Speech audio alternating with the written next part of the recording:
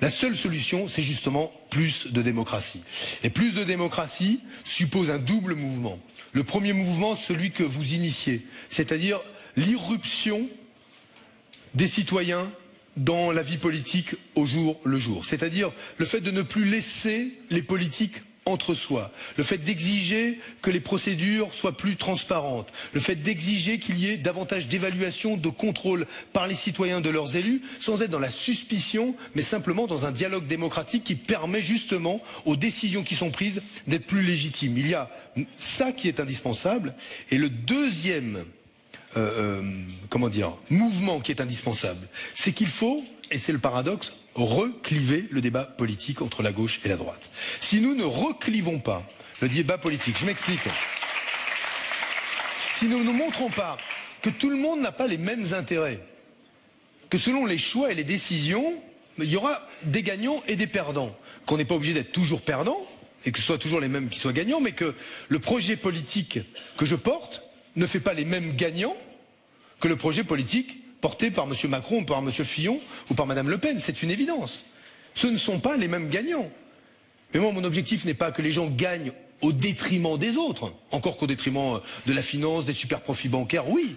Mais ce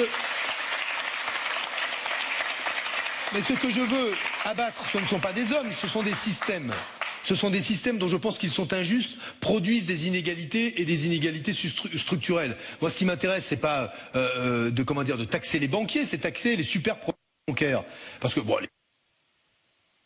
mais ce que je veux dire, c'est que c'est le système dont moi je pense aujourd'hui qu'il est profondément injuste. Et donc, parce qu'il y a des intérêts contradictoires dans une société, il doit y avoir des projets politiques qui s'incarne dans un clivage qui est un clivage clair, perceptible.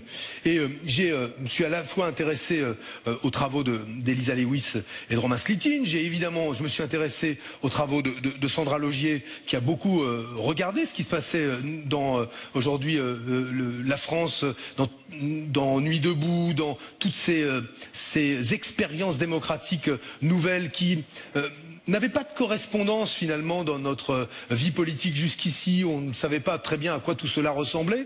Et tout cela chemine. Mais je vais un peu plus loin. Je me reconnais aussi dans les travaux de la philosophe Chantal Mouffe qui dit il faut refaire du clivage politique, parce que si nous ne faisons pas de clivage politique, demain nous ferons du clivage moral.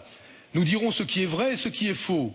Et en disant ce qui est vrai et ce qui est faux, ce qui normalement est du ressort des philosophes et des hommes et des femmes de foi, eh bien nous créerons des clivages cette fois-ci, ou des fractures, des frontières qui seront infranchissables entre les bons et les mauvais. Et quand il n'y a plus que les bons et les bons font la guerre aux mauvais et vice-versa. Là où, quand on était de gauche et de droite, la démocratie régulait nos désaccords, nos conflits, nos oppositions, mais elle est régulée pacifiquement. Le jour où le clivage politique cesse d'être politique droite-gauche pour devenir moral, bon et mauvais, bien et mal, vous prenez le risque que la démocratie ne soit plus en capacité de réguler ce conflit-là et que la seule manière de faire gagner la vérité contre le mensonge, ce soit la violence.